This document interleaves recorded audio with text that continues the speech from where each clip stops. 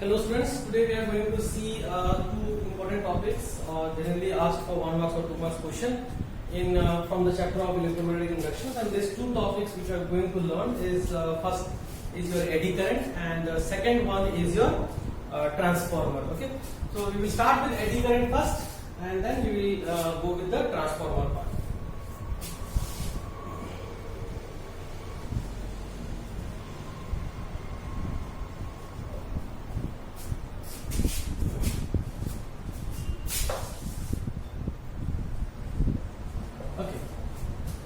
This was discovered by a scientist in 1895 called Foucault.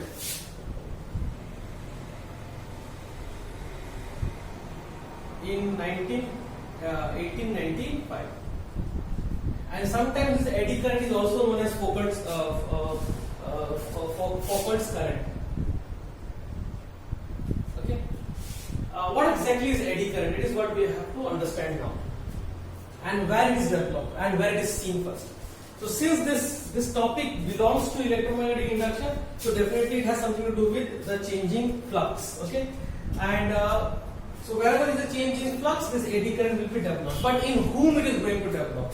It is not going to develop in a circular wire. It is not going to develop in a magnetic substance. It is going to develop in metals, the bulk of the metals. Okay, for example, we know that copper or aluminium. Okay, these are all metals. So if you take a bulb, when I say bulb, what does it mean? It means something like this, not a thin wire.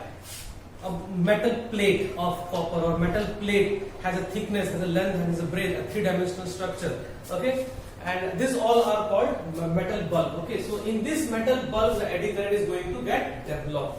How it is going to develop? It is going to develop because of changing magnetic field. If you place the metal bulb of copper or aluminium, then or any other metal, then there will be a current which is going to get developed in this bulk. Okay, why it is going to develop? It is going to develop because of Lenz's law. Okay, now what was Lenz's law? Lenz's law says that the induced current will be developed and we will try to oppose the cause. Okay, now since a metal bulk is a metal, has a free electrons, and these free electrons can move, and if you don't put them in a changing magnetic field, they are moving randomly. So when you put them in a changing magnetic field, you are just going to make them move in a defined way. And how to define that way? Again, by using a Lenz's law. Let us try to understand this in detail. So, say that you have a metal. Let us first try to understand the metal first. So consider that this is a metal block.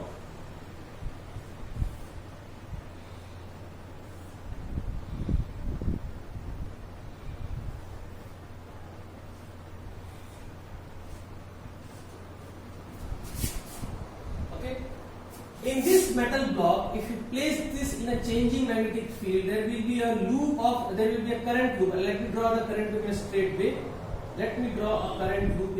So this is how a loop is not always straight.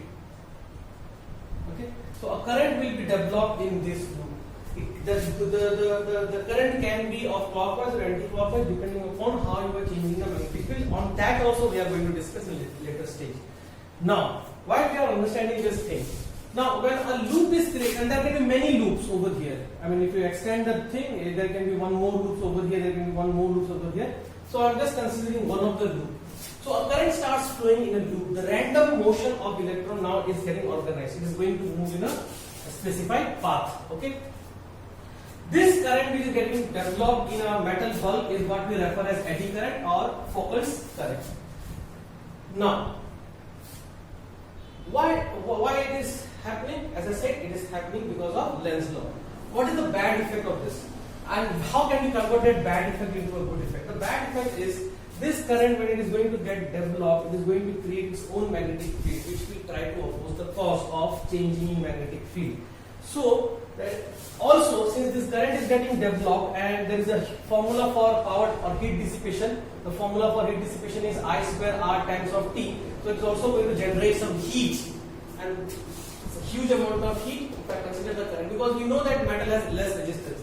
So the current which is going to get developed will be very high.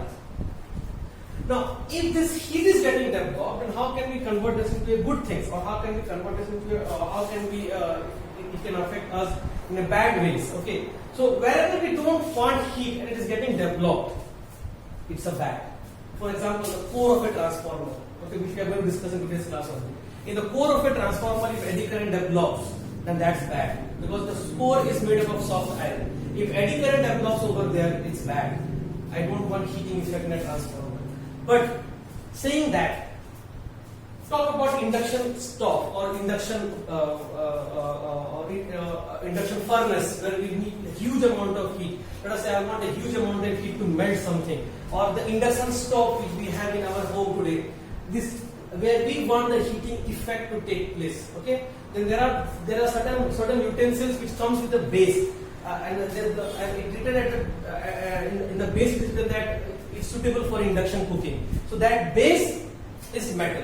Okay, and if it is a metal, obviously there will be, when you put it on an induction stove, inside the induction stove there is a change in magnetic field happening. There is a coil which keeps on changing the magnetic field because of the change in current, and because of which the heating effect takes place in the base of the induction utensils, and that's how we cook.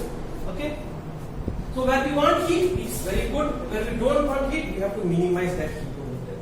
Okay, so what are the other examples of this eddy current, and how can we overcome this where we don't want, and how to minimize this? All those things we are going to see. Okay, and we are going to see very in a step-by-step manner. Let me first explain to you about this concept of Lenz's law. Now, I will share a video, and then it will be very another video from another YouTube channel, and in that it is a very beautifully explained over there that how this eddy current is behaving. Now, in that video, you will see an experiment. In that experiment, what will you see is this: there will be an aluminum plate which will be kept inclined like this. Okay, and when you keep this aluminum plate inclined like this, aluminum is a metal, and then if you allow something to slide down, it falls down very quickly. Okay, it falls down very quickly. You see the time it takes, it falls very quickly because of the gravity pulling it. Now, but if you take a magnet, remember the blade and the aluminum both are non-magnetic. So, but what will happen if you bring a magnet? Now, if you bring a magnet and if you place it here, and then when you release the magnet, it falls down very slowly. Okay. Now, why it is falling down very slowly? Let us try to understand this. Now, as the magnet starts falling down, it is changing a magnetic flux. Okay. How? Let's try to understand. So, this is my aluminum plate. Bulk, solid. Okay, this entire thing is solid part. It's three-dimensional. Okay. Here, please try to understand this. I am using a cap over here. You see this cap over here. The black part of the cap, the black portion of the cap is my north pole of the magnet. Let's say it's the north pole of the magnet. Okay. Obviously, the other end is your south pole. Now, I am pointing the black over here on the magnet. So, I am allowing this magnet to fall. And as this starts falling, it falls very slowly. The reason is this. Let us highlight two regions over here. This is region A. Okay, this is region A, and this is region B. So, try to understand this now. So, let us say it is moving from region A and then is going to region B. So, from region A, so it is going to generate field. Remember, a magnet, if I consider a magnet, a north pole and a south pole, it has its own magnetic field. Now, that magnetic field is passing through a given area. Now, as let us say it was here initially. So, as this moves from there, the flux through this imaginary loop is going to change. Am I right? When the flux starts changing, then the eddy current will be developed over here. Okay? The electrons over there start moving in a definite manner. How they are going to move? Remember, the north pole is moving away. If north pole is moving away, this will develop a south pole. We will try to attract it. South pole means current will be clockwise. So here, the eddy current will move in a clockwise manner. There will be loops of current which will be developed, and that current will develop in a clockwise manner, creating a south pole which will try to pull back the magnet which is trying to fall down, and hence decreasing the velocity. not in this, not only in this way, but in one more way. Now just imagine an imaginary loop over here where this magnet is going to enter now. It is going to enter now. If it is going to enter now over here, flux is expected to increase. North pole is going to enter. So immediately this will create another north pole. North pole means anti-clockwise because north and north will repel. So here the flux is going to increase. So if the flux is going to increase, Lenz's law says that it will try to decrease. Okay. So how to decrease a north pole? By creating another north pole. So the electrons over here will flow in such a way that the current will be in clockwise, anti-clockwise direction. So current will develop in the anti-clockwise direction over here. So this is trying to pull it back, this is trying to repel it back. Gravity is trying to pull it down. The net effect is the movement becomes very slow. When this and when it is again trying to leave this, again this will immediately become a south pole. Okay, so when it is about to leave the region, it is south pole. If it is about to enter the region, it is north pole. Provided the north pole is facing the plate, the aluminium plate. So this is the effect of eddy current which was discovered by Foucault in the year 1895. Okay, and now it has many applications. We call it magnetic braking. If you have heard about this, magnetic braking. Okay, in the bullet trains and all we use magnetic brakings. Okay, or when you see this roller coaster driving over there, so when the roller coaster is coming down from a huge height, okay, and suddenly when it comes over here, suddenly there is a brake which starts applying over here, which ensure that the speed limit is not crossed. So as it enters over here, the speed is decreased using the same concept of eddy current. Okay, the metals comes into contact with change in magnetic field, and that creates a slowing down of the motion. Okay.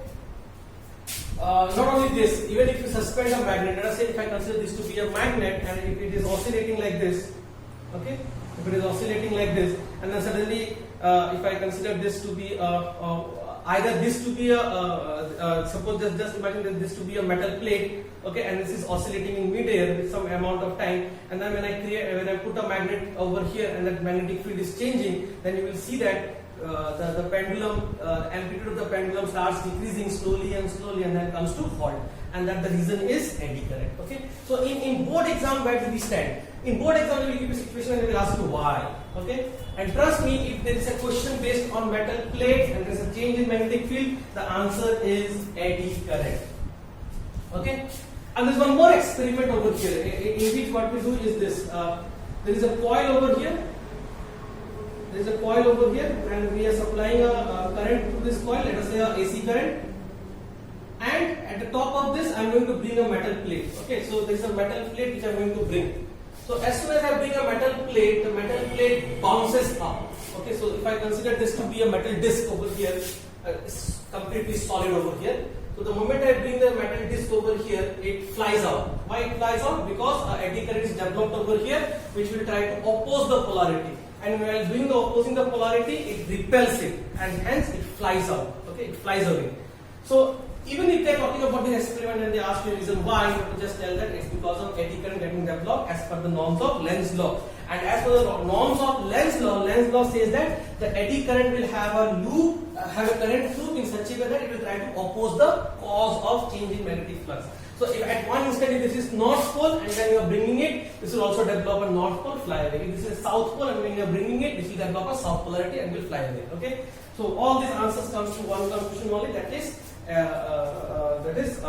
Lenz's law will govern the direction of eddy current. Okay. Now, so wherever we want heating effect, we keep a metal block. Where we don't want the heating effect, what to do then? For example, transformer core. Okay, the transformer core, if you search in the Google and if you see the transformer core is not completely solid. Okay, so just imagine.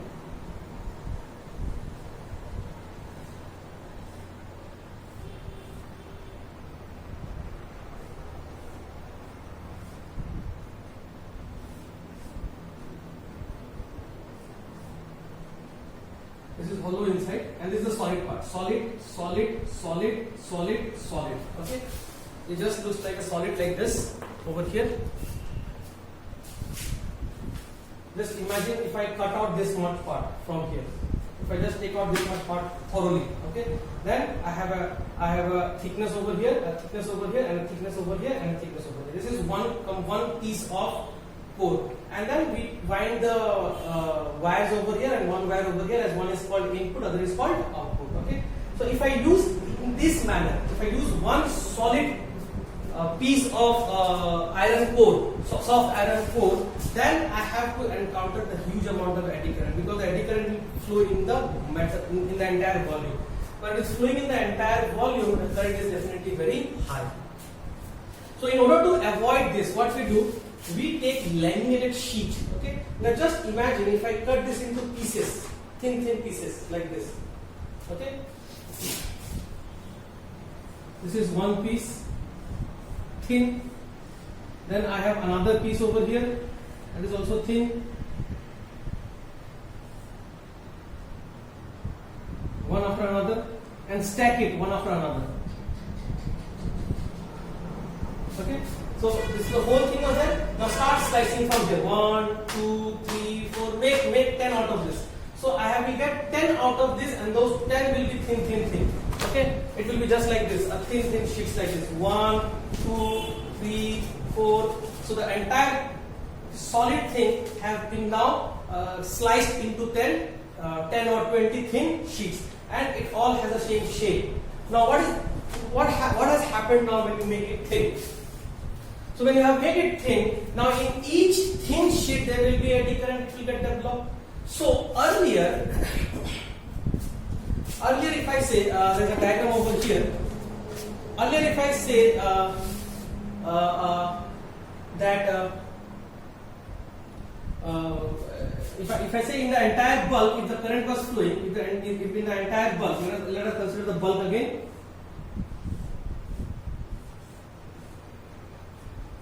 If in the entire bulk, if the current was flowing in a one definite loop like this, okay, it was having a huge amount of current. Okay, now what has happened here? If you make a thin sheets over here, then in each sheet, just imagine this is a very thin sheet. So in each sheet, you will get one current loop in this direction. And then in another sheet you will have another loop, and then another sheet you have another loop, and then in another sheet you have another loop. So what you have done is this: you have increased the path of the current. You have increased the path of the current. So earlier the path was less. Now in each sheet, since the current is getting developed, you have increased the total path of the current. What has happened now if you have increased the total path of the current? If you have increased the total path of the current, you have increased the resistance. And if you have increased the resistance, what has happened? The current will decrease. Correct? And current appears as I square in heating formula. So when current has decreased because of the increased path, because each laminated sheet will have one current, and because of that, the whole effect has been distributed over each sheet. And that is the reason why the path has increased. So the resistance will increase, and hence the current will decrease. That is going to minimize the heating effect. Okay. So wherever we want it to minimize it, we use laminated sheets. Okay. And not only one solid piece, but thin sheets, one after another. Okay. So this is what we do in transformer course. So don't forget, whatever questions they will ask from this area, answer is the eddy current, and why the current is like that in eddy current, because it is governed by Lenz's law. Okay. With these two things, we are now moving ahead to transformer.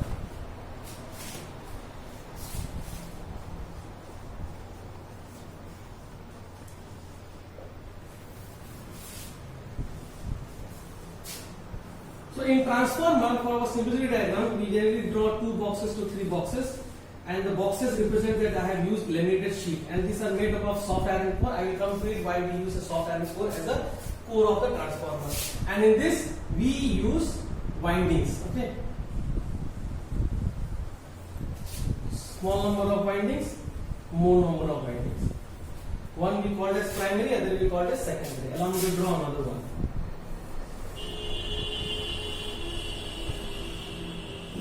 If you have learned class 10, then that is very.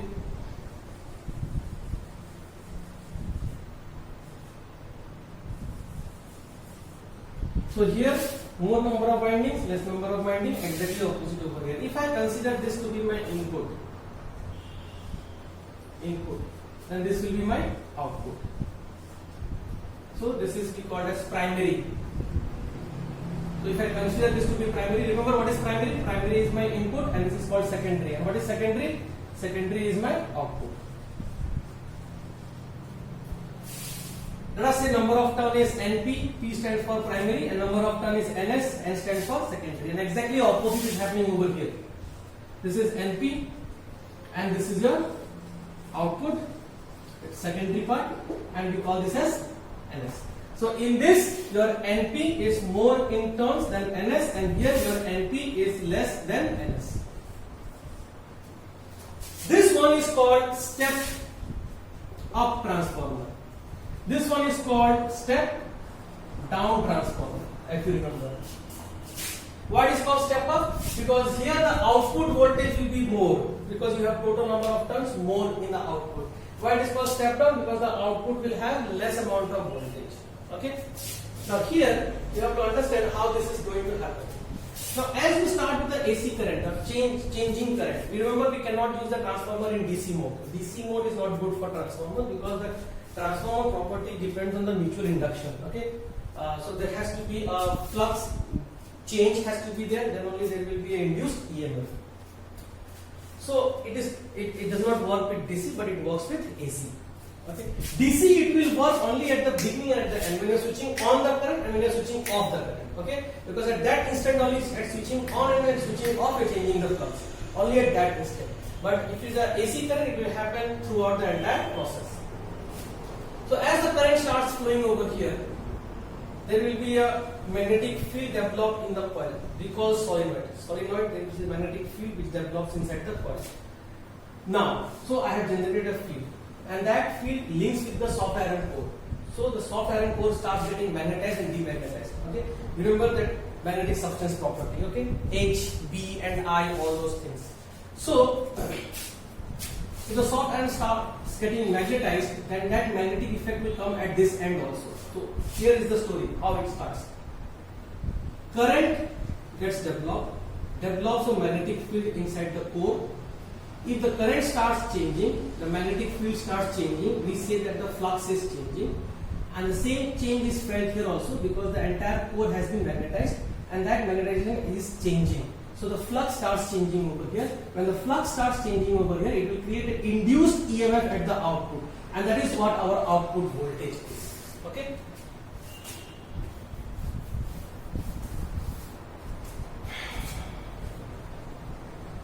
So, from Faraday's law we know that number of turns into change in each flux divided by delta T.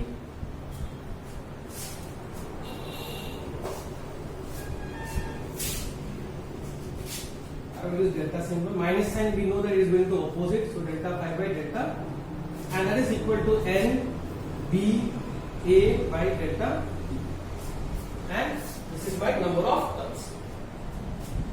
The magnetic field is getting developed here, will be same over here. The area of the coil will be also same over here. So the flux linked over here and the flux linked over here will be same. That means the delta pi by delta T over here and the B by A by delta T will be same over here as well as it will be same over here. Since the B A by delta T terms remain same over here, so let me put over here as since the field is changing over here, so there has to be a single sign. So I will write like this. Okay, let me use the minus sign. At the end, it will get cancelled out only. Okay, so what will you get? You will get N A and delta B by delta T because it is the field which is changing constantly. Okay, and the same field is transferred over here due to the magnetization process. Now, two steps. If I consider this to be EP, then this will be your NP. If I consider the output as ES, ES will be equal to minus of NS A delta B by delta T.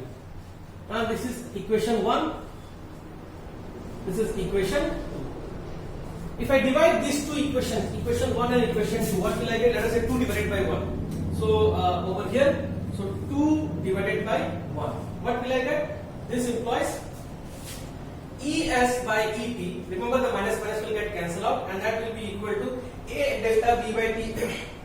A delta B by T will get cancelled out, and we will get here as NS by NP. Okay. So this is the first formula of transformer, where if you want to know the secondary output in the secondary and ES, then EP multiplied by NS by NP. So this NS by NP is also known as turns ratio also.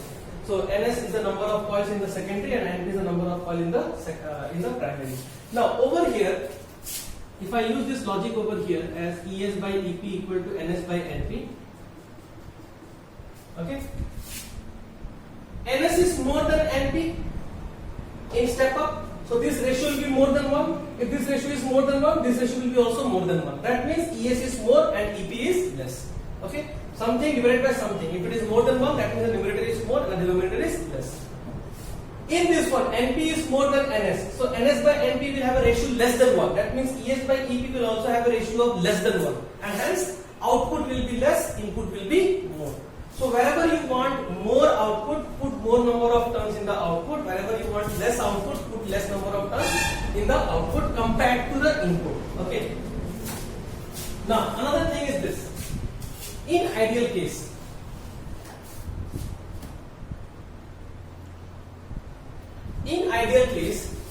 the power supplied must be equal to power output. Input must be equal to output. Okay, we call it as the ideal case. No loss of energy. So if it is, and what is the power formula? Power formula is P. If you remember the power formula is one formula called P is equal to V times of I. EMF multiplied by current. So if I say EP IP must be equal to ES times of IS. So this will give me a ratio. What is the ratio? I will get here ES by EP will be equal to IP by IS. So if I use this logic over here, ES by IP equal to IP by IS, I can write here as IP by IS. Now what we have seen here now? This is very interesting part. Secondary, primary. Secondary EMF, primary is secondary EMF, secondary number of turns, but primary current. Look at here.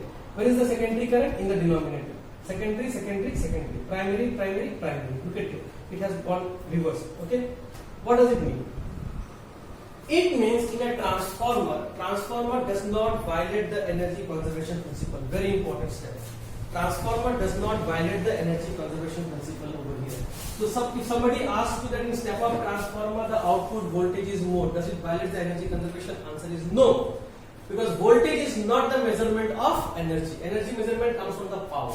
Okay. So in the output, if your EMF is increased, remember the product is same. Product is equal. So if EMF has gone up, that means the current has gone down. If the EMF has gone down, that means current has gone up. So keep this in mind that in input current, if it is a step up, if your output EMF is more, if ES is more, if your ES is more than EP, that is at the cost of current, the current has gone down. Okay. So in step up, voltage goes up, current goes down. In step down, NP is more than NS, that means EP is more than ES. This is directly proportional. And IP becomes inversely proportional. So in step down, when you are stepping it down, your voltage is decreased, but the current will increase. So that the product always remains same, and hence energy conservation is not violated. Okay. So this is the master formula. If your question is dealing with EMF and number of turns, use this. If the question deals with number of turns and current, use this. If the question deals with number of EMF and current, use this. Okay? Equate this with this.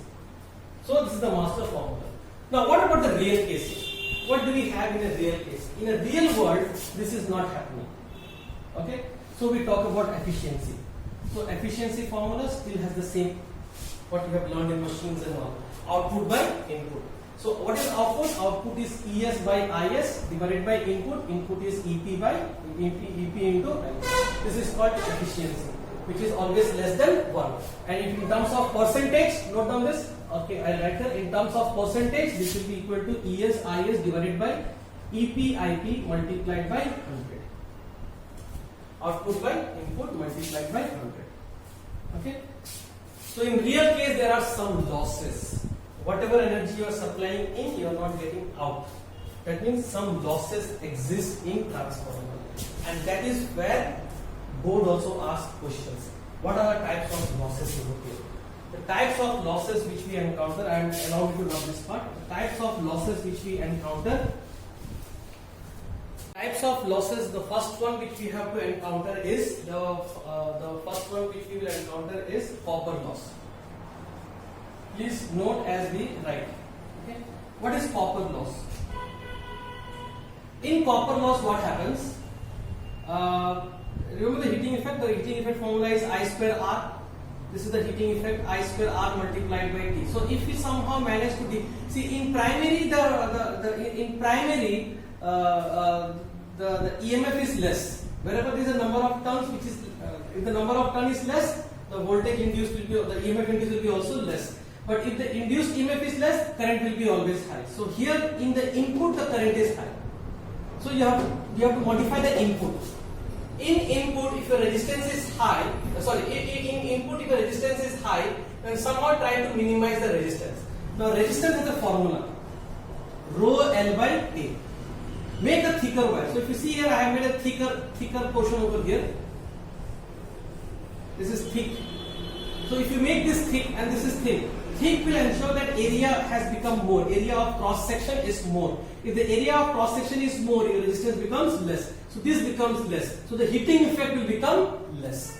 Okay. Similarly, in step down transformer, at the output you have less EMF, so the current will be more. So wherever, this is as simple as that. Wherever you have less number of turns need to be made with thicker wire. So here the current is more in the output. So you make this as thick. If you make this as thick, okay, you increase the resistance. When you increase you decrease the resistance. So when you increase the area, you decrease the resistance, and when you decrease the resistance, your heating effect also becomes less. That is the first one. First one is copper loss. Where it is happening? It is happening because of the flow of current in the wire. Because of the flow of current in the wire, there will be a resistance of the wire which will cause a heating effect. And how to minimize it? It can be minimized by using a thicker wire, because a thicker wire will have less resistance, so the heating effect becomes less. Okay, that is the first part, copper loss. Because each wire has its own resistance. It's all about how to minimize the resistance. Use a thicker wire because current is higher. Current is very high over there. Okay. Second one is the flux loss. Flux loss is like there is some flux getting developed here, and the entire flux, if it gets linked over here, good, 100% efficiency. But if it is not getting linked, okay, if it is not getting linked, then that causes for flux loss. And how can we minimize the flux loss? The flux loss can be minimized. It can be only minimized if you use a tightly wounded coils, okay, and not loose. It need to be tightly wounded over the magnetic core, the soft iron core. Third one is the important one, is called hysteresis loss. Hysteresis loss. Remember hysteresis? That the graph which was getting developed. In the hysteresis loss,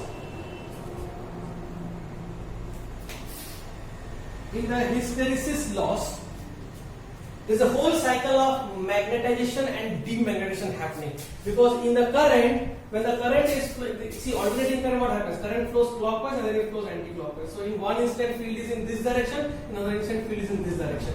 So even the soft iron core will also get magnetized once in this direction and once in this direction. The magnetic moments will align in this direction and sometimes in this direction. So that means the graph need to change. The hysteresis graph is dynamic over here because it's going through a process of magnetization, demagnetization, and again magnetization in the opposite direction. So if you remember the hysteresis graph, the graph looks like this.